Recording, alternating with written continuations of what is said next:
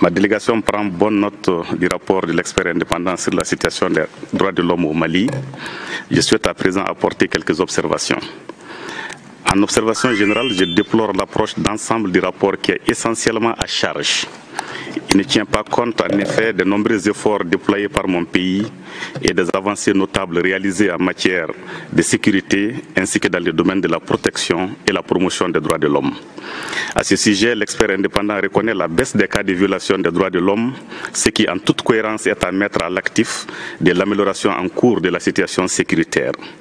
Par ailleurs, il est regrettable de constater que les éléments factuels et objectifs communiqués par le gouvernement du Mali n'ont pas été pris en compte. Monsieur le Président, de manière spécifique, l'expert indépendant mentionne un défi persistant de l'impunité. À cet égard, je tiens à souligner que plusieurs mesures ont été prises par les autorités maliennes pour lutter contre l'impunité. Dans cette dynamique, le gouvernement regrette profondément que les rapports insinuent un manque de volonté politique ou une incapacité de l'État à mener des poursuites. Poursuivant dans ces chapitres, les autorités de la transition sont résolues de mettre un terme à l'impunité comme l'atteste la tenue courant les années 2021, 2022 et 2023 de plusieurs sessions spéciales d'assises pour juger les cas de violation grave des droits de l'homme. Il faut noter en outre la lutte déterminée contre l'esclavage par ascendance, contre lesquelles des mesures énergiques ont été prises, dont la disponibilité d'un avant-projet de loi spécifique de répression de l'esclavage et la tenue d'une session spéciale de la Cour d'assises à Caille en mars 2023 qui a jugé près de 100 personnes. L'engagement résolu du gouvernement ne fait l'objet d'aucune faille lorsqu'il s'agit de poursuivre et punir les auteurs des cas avérés de violation des droits de l'homme. Nos actions en faveur du respect des droits de l'homme ne sont entravées que par des contraintes objectives, dont la nature complexe du terrorisme auquel mon pays fait face depuis 2012. Malgré ces contraintes, les poursuites sont systématiquement engagées chaque fois que des allégations crédibles de violation des droits de l'homme sont portées à la connaissance des autorités judiciaires compétentes. En outre, je refute l'accusation de stigmatisation de certaines communautés lors des opérations militaires des forces armées maliennes. Je rappelle que l'armée malienne est républicaine, professionnelle, multiethnique et parfaitement consciente de sa responsabilité première de protection de toutes les populations maliennes. Monsieur le Président, abordant la thématique du présent dialogue, à savoir le rétrécissement de l'espace civique, je voudrais préciser que l'espace démocratique au Mali ne souffre d'aucune forme de restriction.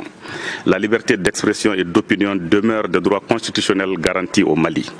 À l'instar des autres pays, l'exercice des libertés civiques est encadré au Mali par la loi, en vue de protéger les droits de la personne humaine et de préserver l'ordre public. Comme vous le savez, le respect des droits des citoyens maliens est attentivement suivi par la Commission nationale des droits de l'homme, structure indépendante et dont je salue au passage l'admission au statut A, gage de son professionnalisme. Au titre des réformes politiques et institutionnelles, je rappelle que sous l'impulsion de son Excellence le colonel Assimi Goïta, président de la transition, chef de l'État, un chronogramme des réformes politiques et électorales a été adopté de manière inclusive et transparente avec l'implication de toutes les forces vives de la nation et des partenaires comme la CEDEAO, l'Union africaine et les Nations unies. La promulgation de la loi électorale, élaborée dans une démarche participative réunissant les partis politiques et les organisations de la société civile, ainsi que l'élaboration du projet de nouvelle constitution s'inscrivent dans les mêmes cadres. Monsieur le Président, s'agissant de l'accord pour la paix et la réconciliation au Mali issu du processus d'Alger, le gouvernement reste engagé dans sa mise en œuvre diligente et intelligente malgré les difficultés actuelles. Relativement à la situation dans les régions du centre, le climat sécuritaire s'améliore progressivement.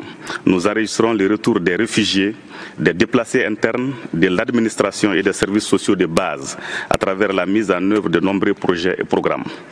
Dans le cadre de la justice transitionnelle, le gouvernement du Mali a approuvé une politique nationale de réparation et son plan d'action 2021-2025, fixé les règles générales relatives à la réparation des préjudices causés par la violation grave des droits de l'homme et créé une agence dédiée à cette réparation.